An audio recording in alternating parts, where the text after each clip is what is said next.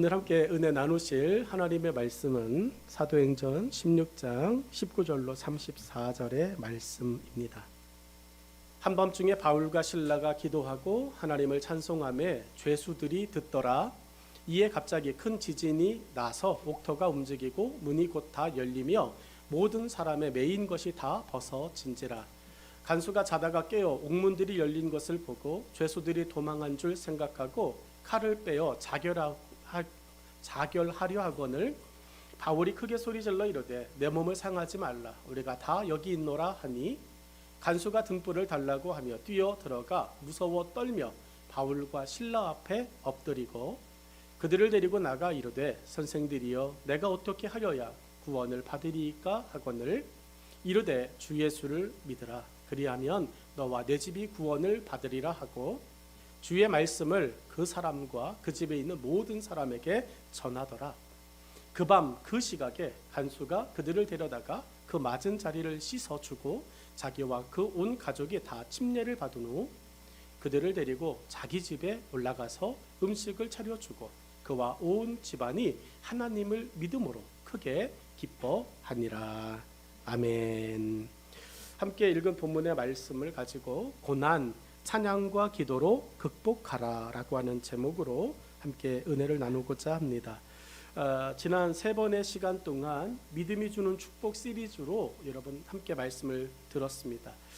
믿음이 주는 축복 시리즈 그 다음이 고난 이렇게 시작하는 단어를 그리고 그런 말씀을 또 나누는 것이 좋을까 라고 생각했는데 여러분 정말 고난은 우리에게 그냥 당연한 거라고 생각이 되어집니다. 사람들에게 역경이 닥치고 고통이 오면 대개는 3가지 반응으로 사람들을 나눈다고 합니다. 첫 번째 반응의 사람들이 있는데 냉소적인 태도의 사람들입니다.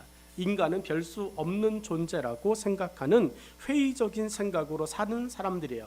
그러니까 고난이 닥치고 역경이 닥치고 환난이 오고 고통을 겪게 되어지면 첫 번째 반응의 사람들은 냉소적 태도를 받는다라고 하는 거예요. 나는 어쩔 수 없어. 인간은 별로 없어. 인간은 원래 그래. 라고 회의적인 생각으로 자신을 딱 붙잡아 두는 사람들이에요. 두 번째가 어떤 사람들이냐면 체념하는 사람들입니다. 인간은 그저 그런 존재니 먹고 마시고 되는 대로 살아가자는 인생관을 가진 사람들. 다시 말하면 즐겨라. 어차피 오늘 즐겨라. 내일은 장담할 수 없다. 내일 일은 난 몰라요. 하루하루 살아요. 성경적인 것 같지만 여러분 어떤 성경이냐가 중요한 거예요. 하나님께서 내일을 인도하실 것이다라고 하는 하나님께 대한 신뢰, 여러분 이거와 그냥 체념이라고 하는 것은 다른 것입니다. 고난 중에 있어도 우리는 하나님의 신뢰를 가지고 내일을 꿈꾸는 사람들인 줄로 믿습니다. 이런 사람들은 고통을 당하면 자포자기하고 허무주의 속에 빠져 살아가게 된다고 이야기합니다. 여러분 가운데 고난이 있어도 여러분 자포자기하지 마십시오. 허무주의에 빠지지 마십시오. 여러분 물고기 뱃속에 들어가도 기도하면 하나님이 물 밖으로 내어놓으십니다. 사자굴에 들어가도 기도하면 하나님이 사자를 침대 삼게 해주십니다. 들어가면 죽었다 생각할 거예요. 다니엘을 집어넣었던 사람들은 다니엘은 죽었다라고 생각할 겁니다. 그런데 다니엘은 살아났습니다. 세 번째, 고난과 환난과 역경을 당하면 어떤 반응을 보이느냐? 세 번째 사람인데 여러분이 그런 사람 되기를 주의 이름으로 축복합니다. 적극적이고 창조적인 믿음의 태도를 가진 사람들이에요.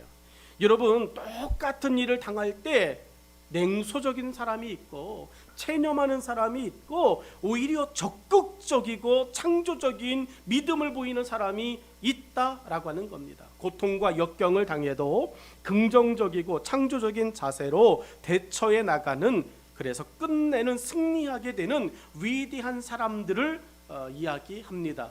여러분은 하나님 안에 있습니다. 믿습니까? 여러분 주위를 둘러보면 아무도 없는 것 같습니다. 그렇죠. 그런데 그 속에서 믿음의 눈을 들면 서서히 드러나는 분이 계십니다. 한 분 점점 뚜렷해지시는 분이 계십니다. 그분이 바로 저와 여러분을 어둠과 사망의 권세에서 일으켜 주신 예수 그리스도이신 줄로 믿습니다. 여러분의 눈이 지금도 예수 그리스도를 바라볼 수 있는 정말로 하나님께 속한 자 되어지기를 주의 이름으로 축원합니다.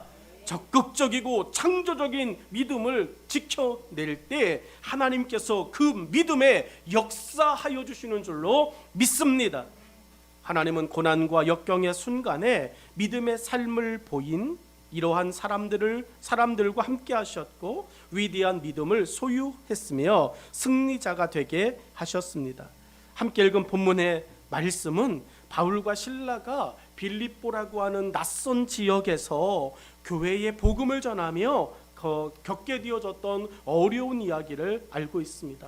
우리는 이 찬양도 알고 있습니다. 이 내용은 너무 잘 알고 있습니다. 그런데 그 속에서 여러분 그들이 어떻게 극복해 나갔는지를 알면서도 우리는 바울과 실라가 되어지는 것에 있어서 그렇게 선뜻 나서진 않습니다.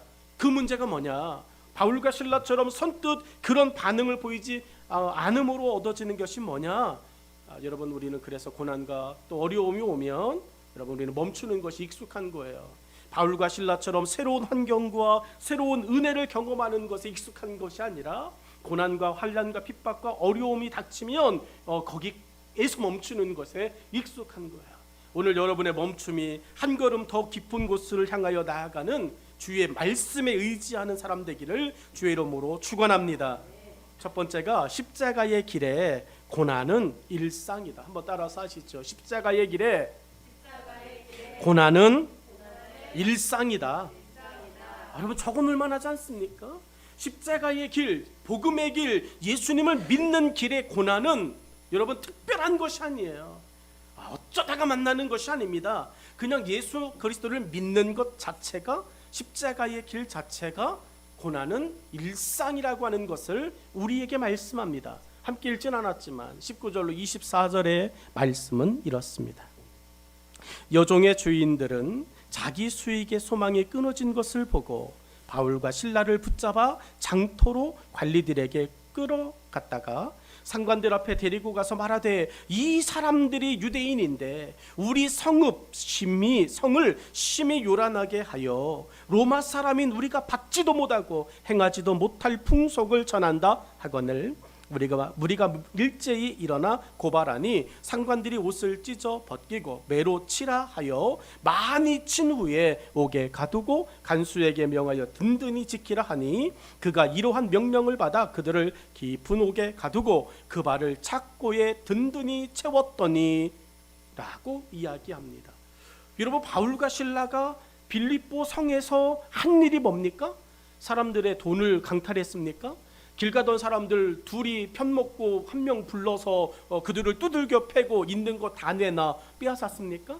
아니면 바울과 실라가 현란한 말솜씨로 길 가던 사람들을 유혹해가지고 그들을 이렇게 사기를 쳤습니까? 없어요. 그런 거 하나도 없습니다.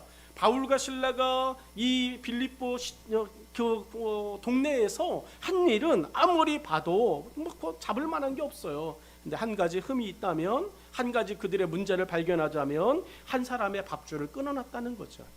한 사람의 밥줄을 끊어놓았다. 그것이 억울하다라고 하는 이야기예요. 바울과 실라는 귀신 들려 점을 치고 있던 소녀에게서 귀신을 내쫓아 주었습니다. 여러분 누가 봐도 귀신 들려서 힘들어하는 사람을 보고 쫓아내줄 수 있는 사람, 쫓아내줄 수 있는 능력이 있는 사람이 쫓아내준 것은 칭찬받아야죠. 잘한 거 아닙니까?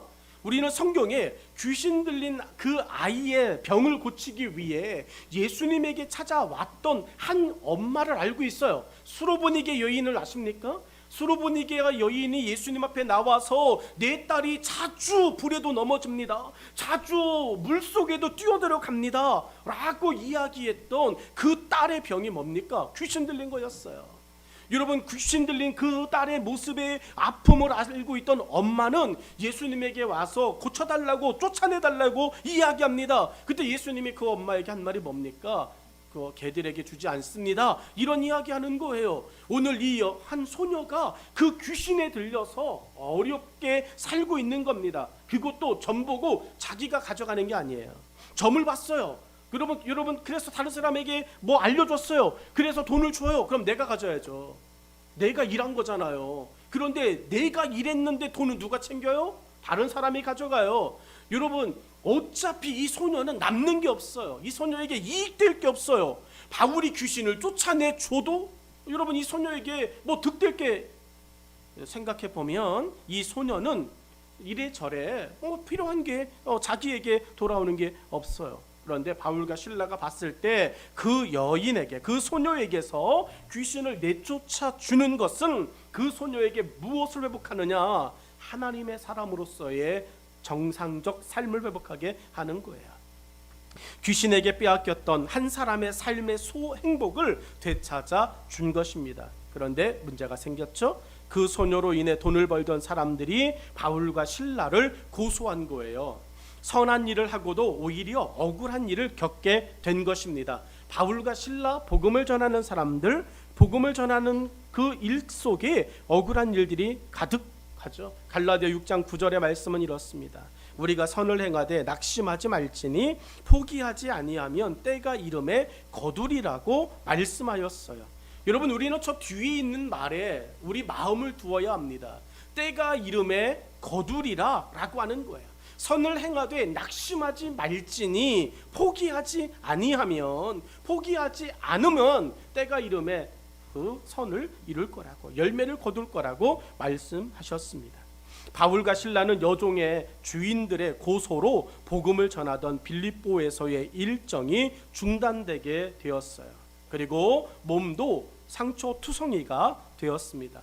상처투성이로 움직일 힘도 없는 바울과 실라의 발에 그 사람들은 착고까지, 수갑까지 채워 두었습니다. 그 수갑은 그냥 거동이 불편할 정도의 수갑이 아닙니다.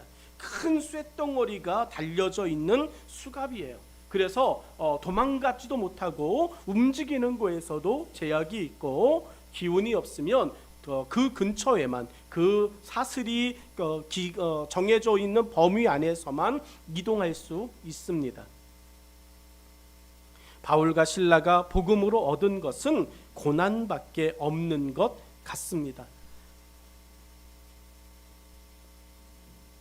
예수님은 따르는 제자들에게 이렇게 말씀했습니다. 누가복음 14장 27절에 누구든지 자기 십자가를 지고 나를 따르지 않는 자도 능히 내 제자가 되지 못하리라 라고 말씀하셨어요.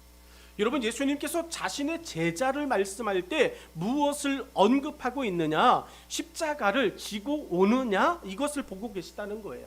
여러분 우리가 예수님의 제자입니다라고 말할 때 여러분 십자가 없이 얼마든지 예수님 따라갈 수 있다는 것입니다. 자기 십자가를 지고 따르라고 하는 이 말에 복음과 고난은 동전의 양면처럼 항상 같이 한다는 것을 말씀하신 것이에요. 로마서 8장 17절에서 바울은 고난에 함께 하자라고 고난의 가치를 높이 평가하고 있습니다. 로마서 8장 17절입니다. 자녀이면 또한 상속자 곧 하나님의 상속자요 그리스도와 함께 한 상속자니 우리가 그와 함께 영광을 받기 위하여 고난도 함께 받아야 할 것이니라 라고 말씀하셨어요. 여러분 떼어놓지 않아요. 하나님의 영광과 그 고난을 같이 두고 있습니다. 우리 예수님 믿으면서 하나님 내가 예수님 닮게 해주세요 라고 이야기합니다. 예수님처럼 되게 해주세요. 내 믿음이 예수님 닮게 해주세요 라고 이야기합니다. 그러면서 생각하는 것이 뭐죠? 영광이라고 하는 거예요. 하나님 앞에서 예수님을 믿고 예수님과 동행한다라고 하는 것에 가장 우리의 마음을 잡고 있는 것은 여러분 영광 띄어진 삶이에요. 그 영광은 이 세상이 아니라 하나님의 나라에, 하나님의 은혜에, 그리고 하나님의 그 복된 나라에서 하나님이 허락하신 임무 수행을 다 한 자가 누리게 되어질 영광 그 하나밖에는 없는 줄로 믿습니다. 오늘 우리는 하나님과 함께 그리스도 예수의 남은 육체의 고난을 우리의 몸에 가지고 예수님이 지셨던 십자가와 함께 내가 감당할 수 있는 십자가를 지고 예수님을 따라가는 제자가 되어지기를 주의 이름으로 축원합니다. 여러분, 오늘 바울과 실라가 빌립보 감옥에서 들어가기 전에 그들은 귀신을 쫓아내 준 것밖에 없다고요. 복음을 전한 것밖에는 없습니다. 그런데 그게 싫은 거예요. 사단은 복음을 전하는 게 싫은 거예요. 귀신은 복음을 말하는 게 싫은 거예요. 여러분이 복음을 이야기할 때 세상은 여러분에게 고난을 선물로 줄 것입니다. 어려움을 선물로 줄 것입니다. 여러분이 가장 아파하고 여러분이 가장 힘들어하고 여러분이 가장 넘어지기 쉬운 유혹의 사슬로 여러분에게 다가올 것입니다. 그 고난을 저와 여러분이 정말로 감당해낼 수 있기를 주의 이름으로 축복합니다. 바울은 이러한 자신의 생각을 조금 더 구체적으로 이야기합니다. 골로새서 1장 24절의 말씀인데 같이 우리 합독하겠습니다. 시작. 나는 이제 너희를 위하여 받는 괴로움을 기뻐하고 그리스도의 남은 고난을 그의 몸된 교회를 위하여 내 육체에 채우노라. 아멘. 여러분, 골로새서 1장 24절의 말씀을 저와 여러분이 정말 깊이 묵상해야 하는 것은 그리스도 예수의 남은 고난을 위하여 그의 몸된 교회를 위해 내 몸에 채우겠다라고 하는 거예요. 그러니까 교회의 어려움과 교회에 필요한 것과 교회의 유익을 위하여서는 우리가 그것을 고난으로 여기지 않겠다라고 하는 거예요. 여러분, 우리는 그런 생각을 가지고 있습니까? 많은 사람들이 교회를 여기저기 형편과 때를 따라 자기의 입맛에 따라 움직이며 돌아다닌다고 이야기합니다. 여러분, 예전에는 어디 그런 생각, 예전에는 교회도 지금보다 적었으니까 그럴 수 있겠죠. 교회가 워낙 많아졌으니까 그럴 수 있겠죠. 그런데 여러분, 골로새서 1장 24절에 사도 바울은 이렇게 말한다고요. 그리스도의 남은 고난을 그의 몸된 교회를 위하여 여러분 정말로 교회의 모든 것들을 위하여 내 육체에 채우겠다라고 이야기합니다. 믿음의 길이 무엇입니까? 믿음의 길이, 믿음의 삶이 무엇입니까? 십자가를 지고 가는 길입니다. 이 길에서 오직 존재하는 것은 십자가입니다. 이 십자가가 무엇일까요? 여러분, 갈라디아서 2장 20절은 이렇게 말합니다. 내가 그리스도와 함께 십자가에 못 박혔나니 그런즉 이제는 내가 사는 것이 아니요 오직 내 안에 그리스도께서 사시는 것이라. 이제 내가 육체 가운데 사는 것은 나를 사랑하사 나를 위하여 자기 자신을 버리신 하나님의 아들을 믿는 믿음 안에서 사는 것이라 라고 말씀하셨습니다. 여러분, 믿음의 삶이 뭐냐고요? 십자가를 지고 가는 거라고요. 그러면 그 십자가가 뭐냐고요? 그 십자가는 그리스도 예수와 함께 사는 것이란 말이라고 바울은 이야기하고 있습니다. 오늘 우리의 삶 속에서 십자가의 길의 고난은 일상이다 라고 하는 것을 생각하시면 됩니다. 여러분, 직장 생활하면서 직장이 시키는 대로 하고 싶지 않아도 하잖아요. 회사에서 부당하게 이거 하라고 저거 하라고 우리에게 헌신을, 우리에게 조금 더 희생을 강요하잖아요. 속으로는 씩씩거리고 하기 싫어요 라고 말해도 벌써 몸은 하고 있잖아요. 왜 그러죠? 그게 직장 안에서 당연한 거니까 그렇게 받아들이고 가는 거예요. 여러분, 일상생활에서, 직장생활에서 당연하게 여겨지는 것들이 왜 복음 앞에서, 십자가 앞에서, 여러분 교회 앞에서, 믿음 앞에서만큼은 여러분 우리의 목소리가 더 커지는 걸까요? 세상 앞에서, 직장 앞에서 우리 목소리는 작아지는데 거기서 소리내지 못했던 것을 왜 믿음 앞에서 소리낼까요? 싫은데요, 못하는데요, 하기 싫어요, 귀찮아요, 아까워요, 이런 이야기를 왜 우리는 교회 앞에서는 그렇게 소리낼 수 있는 걸까요? 십자가 앞에서는 왜 그렇게 당당하게 소리낼 수 있는 걸까요? 왜 예수님이 갑자기 약자가 되어야 되고 을이 되어지는 걸까요? 제 마음에 들어왔던 것 하나가 존중이었습니다. 여러분, 우리는 예수님 존중하는 사람 되기를, 교회 존중하는 사람 되기를, 믿음 존중하는 사람 되기를 주의 이름으로 축복합니다. 가족에게는 함부로 대하죠. 직장 사람들에게는 그렇게 못하는데 가족은 편하다는 이유 때문에 아이에게도, 아내와 남편에게도, 부모님에게도 싫은 소리 해요. 왜 그럴까요? 편하다는 이름 때문일까요? 여러분 생각해 보면 부모님보다 훨씬 더 직장의 사람하고 시간 많이 보내요. 하루 종일 출근해가지고 보내는 시간 직장 사람하고 더 많이 말할걸요? 여러분 근데 그 훨씬 많이 말하는 직장 사람에게는 우리가 함부로 말하지 않아요. 왜 그럴까요? 그들은 존중하기 때문에. 그런데 친한 부모님과 친한 남편과 아내와 자녀와 부모 사람에게는 왜 그렇게 소리를 내고 그럴까요?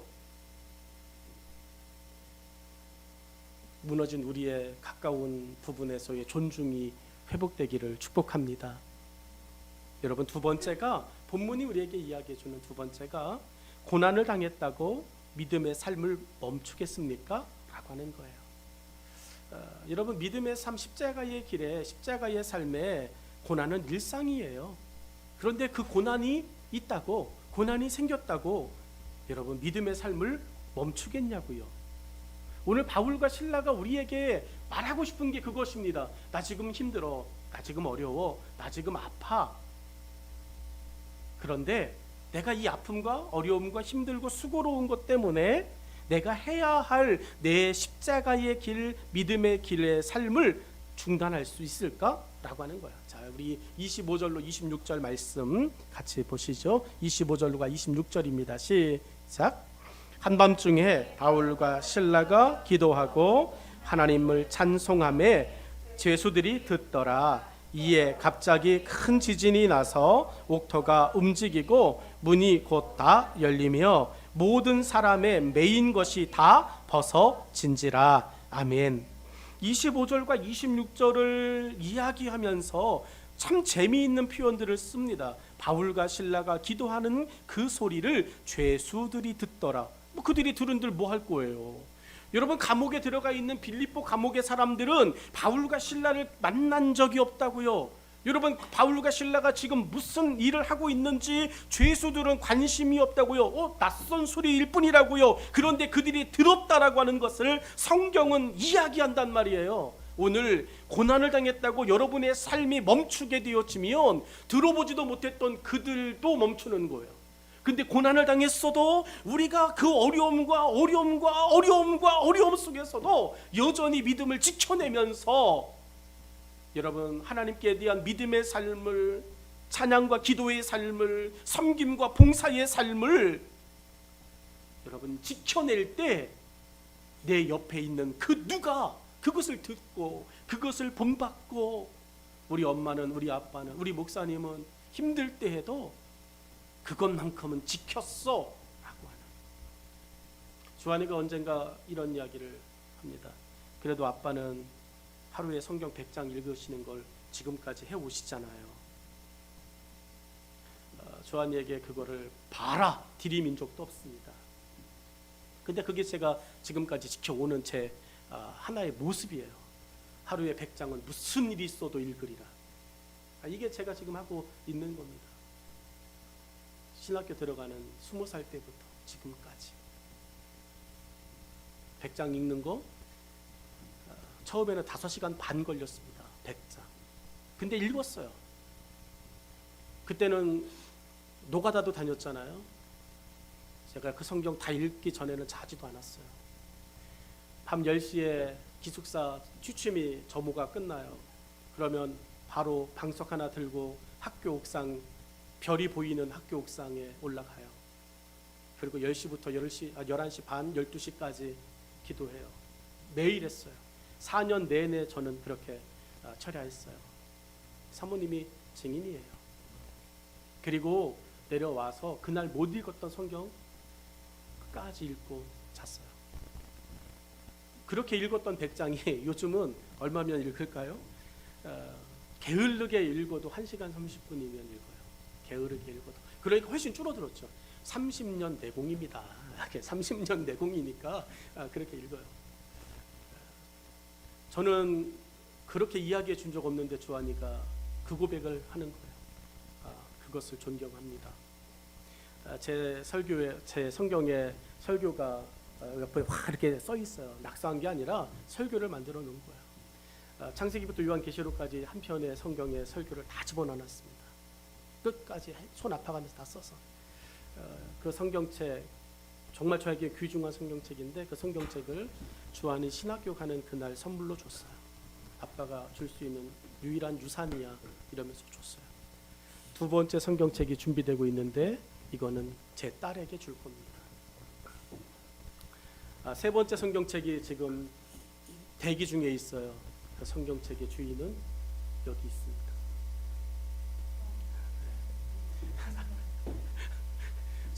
석훈이가 사준 그 성경책에 그대로 해서 줄 거예요. 여러분 힘들어요. 저도 그 일들을 하는 거 어렵습니다. 근데 그거 멈추면 제가 유익할까요? 그거 멈추면 편할까요? 아니요. 계속 마음에 불안함이 있어서 안 되는 거예요. 여러분 고난을 당했다고 믿음의 삶을 멈추겠냐라고 하는 것을 바울과 실라가 우리에게 이야기합니다. 바울과 실라는 고난 중에 어떻게 할 것인가를 본문에서 보여줘요. 바울과 함께 복음의 길을 떠난 사람 중에 데마라고 하는 사람이 있습니다. 데마라고 하는 사람, 이 데마도 바울과 함께 복음을 전하면서 좋은 것보다는 어려운 것들을, 고난당하는 일들을 너무 많이 겪은 거예요. 저러다가는 죽겠구나 생각하고 바울과 실라에게 이야기합니다. 못 가겠어요. 그만 가고 싶어요. 라고 이야기해요. 이런 사실을 짐작하게 하는 바울의 전도 간증이 있는데 바울은 이렇게 이야기해요. 데마가 오죽하면 멈췄을까요? 여러분 데마가 믿음으로 출발했던 그 사람이 정말 얼마나 괴로웠으면 그만할게요 라고 말했을까? 여러분 바울의 전도의 삶 30년을 이야기하는 성경 구절입니다. 고린도후서 11장 23절로 27절 들어보십시오. 그들이 그리스도의 일꾼이냐? 정신없는 말을 하거니와 나는 더욱 그러하도다.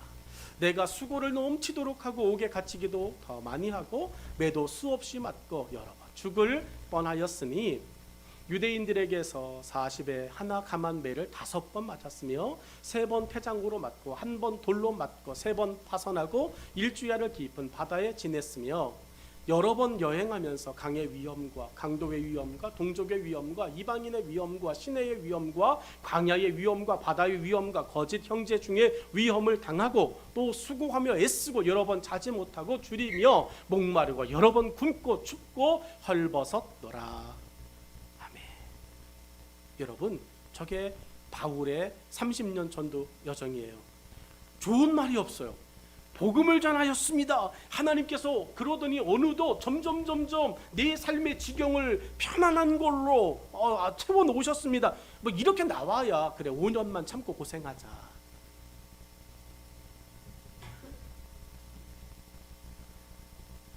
이렇게 이야기할 법한데 5년 참고 고생하면 또 5년 참아야 되고 또 5년 참아야 되고 그러는 거예요. 여러분 지치지 않기를. 여러분이 우리 교회를 섬기면서 그래 올해만 섬겨보자, 내년만 섬겨보자, 1년만 더 참아보자, 여러분 그렇게 다짐하는 시간들이 길어질수록 힘들고 위기고 어렵고 지칠 수 있지만 여러분 그것보다 훨씬 더 우리를 안아주실 하나님 바라보시면서 천국에서의 하나님의 그 위로를 기대하시면서 여러분의 주어진 그 자리 속에 여러분의 향기가 가득하여지기를 주의 이름으로 축복합니다. 바울의 이런 모습을 지켜보면 데마는 자신의 믿음으로 견디기에 어렵고 자신이 없다고 생각한 나머지 바울을 버리고 되돌아갔다고 바울은 디모데에게 섭섭해하며 편지 쓰는 거예요. 바울도 섭섭하구나. 바울의 섭섭한 마음 디모데후서 4장 10절이에요. 이렇게 써 있습니다. 데마는 이 세상을 사랑하여 나를 버리고 데살로니가로 갔고 그레스게는 갈라디아로 디도는 달마디아로 갔고 라고 이야기해요. 가기는 같이 갔어요. 그런데 여러분 누구만 세상을 사랑하여 버리고라고 표현을 썼어요? 데마만. 여러분 그레스게와 디도는 힘들고 어려워 똑같이 대마처럼 고생했어. 그런데 그들은 여전히 나와 함께 복음을 위하여 가고 있어. 여러분 그런 사람 되기를 주의 이름으로 축복합니다. 이 대마와 같은 고민은 우리가 평생 믿음의 길에서 하게 되는 고민이 아니겠습니까? 고난을 기쁨으로 견딜 수 있을 때도 있을 겁니다. 반대로 대마처럼 도망치고 싶을 때도 있을 겁니다. 이러한 마음의 갈등에서 그러면 우리는 무엇을 해야 하겠습니까? 성숙이에요. 예수님이 말씀하신 열매를 위한 자라감을 위해 어떤 것이 내게 더 필요한가를 성령께 묻는 것입니다. 우리가 고난의 순간에 파도에 부서지는 배처럼 되는 일은 성령님께 대한 물음이 사라지기 때문이에요. 고린도전서 2장 10절 말씀을 여러분 마음에 붙드셨으면 좋겠습니다. 성경은 이렇습니다. 오직 하나님의 성령으로 이것을 우리에게 보이셨으니 성령은 모든 것 곧 하나님의 깊은 것까지도 통달하시느니라 라고 말씀하고 있습니다. 바울과 실라는 햇볕도 들지 않는 빌립보의 지하 감옥에 갇혀 있습니다. 그 고난의 현장에서 찬양과 기도로 성령님의 뜻을 묻고 있습니다. 환경을 바꾸는 것이 아닌 자신들의 믿음을 더욱 성령 안에서 잃어버리지 않고 자라게 할 수 있는 지킴을 하고 있는 것이에요.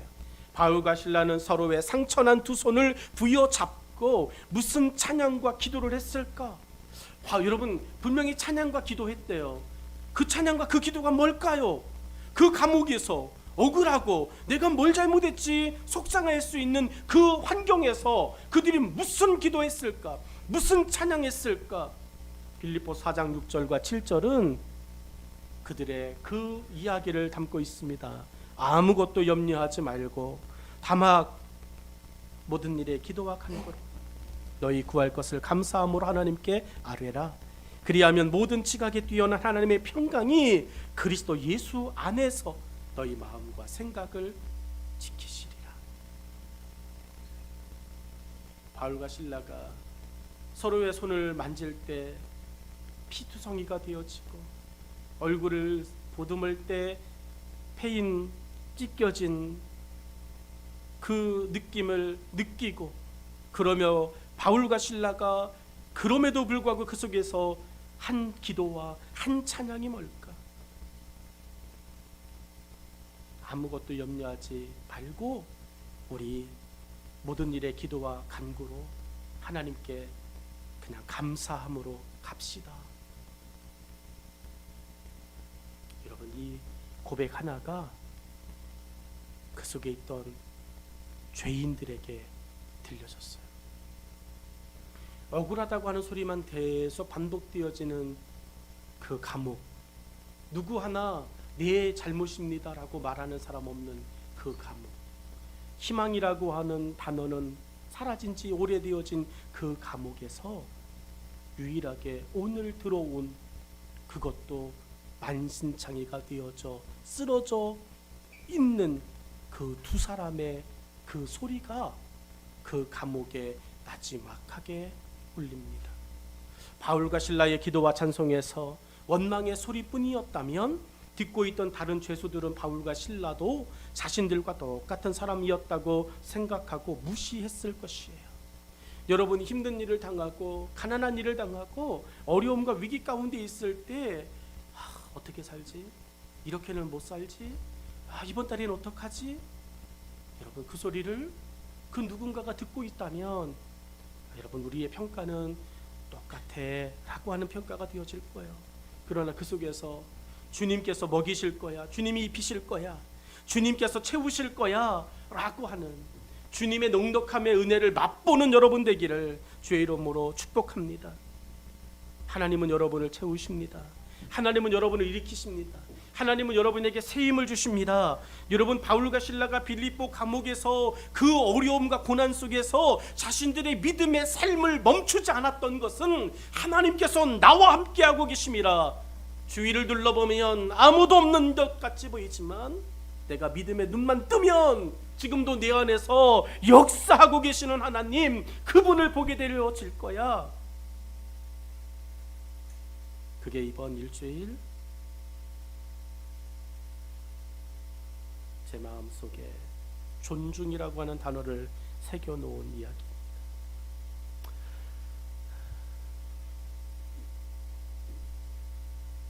참 못된 사람이었습니다. 정말 나쁜 사람이었죠.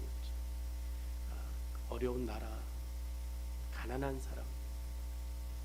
그러니까 함부로 말해도 되고 함부로 행동해도 되고. 근데 제게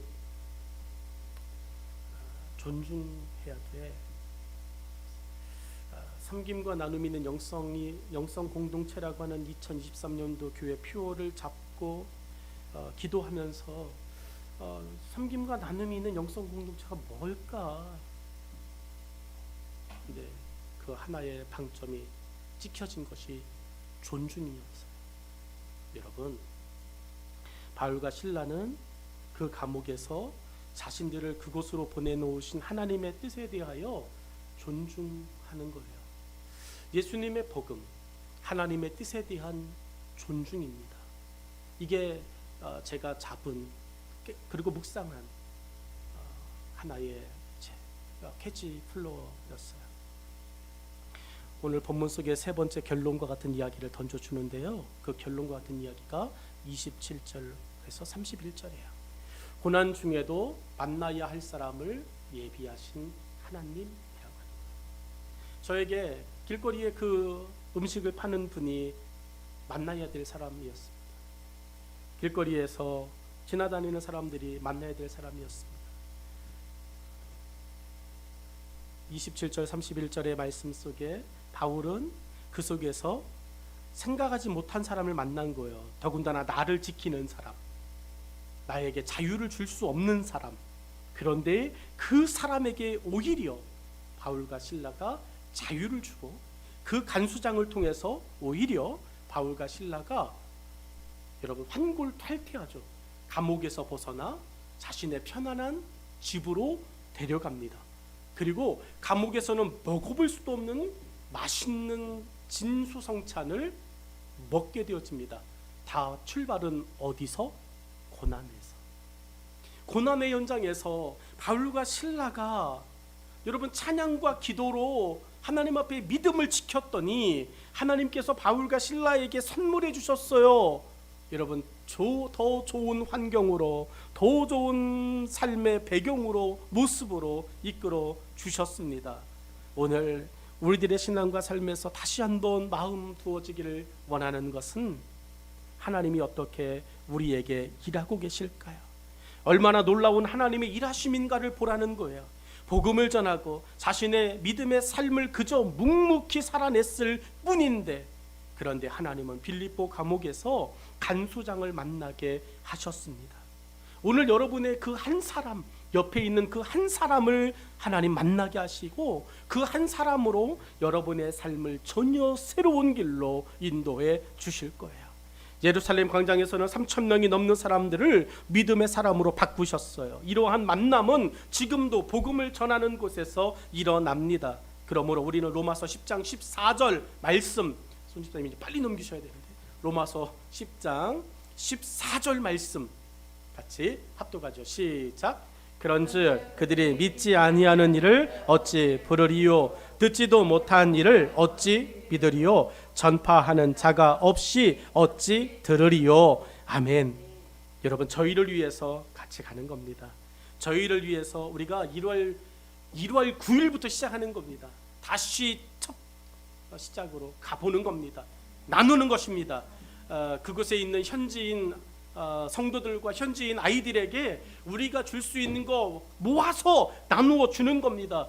고난 찬양과 기도로 극복하면 하나님이 채워주십니다. 고난의 때에 바울과 실라는 찬양과 기도로 믿음을 지키려 애썼습니다. 피투성이가 되어 소리도 제대로 나오지 않는 상황에서도 그들의 기도는 기적을 만들어냈습니다. 그들의 소리는 소망이 없는 감옥에 잔잔히 흘러내렸습니다. 그리고 그곳에 있는 간수장에게만큼은 참된 자유를 주는 시간이 되었습니다. 한 사람입니다. 여러분, 한 사람이 깨어 하나님 앞에 찬양과 기도로 나아가면 여러분 옆에 있는 내 지체가 다시 주의 소망을 보게 될 줄로 믿습니다. 우리가 행하는 믿음의 한순간 한순간이 이 시대의 간수장들을 하나님께로 인도하게 될 것입니다. 이것이 우리가 믿음으로 행한 착한 행실이고 고난 중에 믿음의 삶을 지키는 것이 예수님을 따르는 제자의 모습입니다. 간수장은 바울과 실라의 이 모습에서 가족 모두가 예수님께로 돌아오는 회심을 결정했습니다. 32절로 34절의 말씀은 주의 말씀을 그 사람과 그 집에 있는 모든 사람에게 전하더라. 그 밤 그 시각에 간수가 그들을 데려다가 그 맞은 자리를 씻어주고 자기와 그 온 가족이 다 침례를 받은 후 그들을 데리고 자기 집에 올라가서 음식을 차려주고 그와 함께 그와 온 집안이 하나님을 믿음으로 크게 기뻐하니라. 이러한 놀라운 일이 우리의 고난 중에 일어나는 일이라는 것이 좀 마음 아프기는 합니다. 하지만 이것이 예수님이 말씀하신 하나님의 미리 보여주는 진정한 축복과 부흥의 모습이 아니겠습니까? 요한복음 12장 24절 내가 진실로 너희에게 이르노니 한 알의 밀이 땅에 떨어져 죽지 아니하면 한 알 그대로 있고 죽으면 많은 열매를 맺느니라고 말씀하셨습니다. 여러분, 죽고 썩어야만 많은 열매를 맺는 하나님의 법칙에 이 시대의 바울과 실라가 되어주지 않으시겠습니까? 여러분, 죽고 썩어야만 열매를 맺는다라고 하는 이 하나님의 법칙에 이 시대의 바울과 실라가 여러분이 되어주면 안 되겠습니까? 하나님은 잃어버린 간수장을 찾기 위해 멀쩡한 바울과 실라를 죄인이 되게 하셨고 감옥에 넣으셨습니다. 그 감옥에서 그 누구도 생각하지 못했던 위대한 하나님의 교회인 빌립보 교회가 시작되었습니다. 이번 일주일을 살아내실 때 고난이 있습니까? 어려움이 있습니까?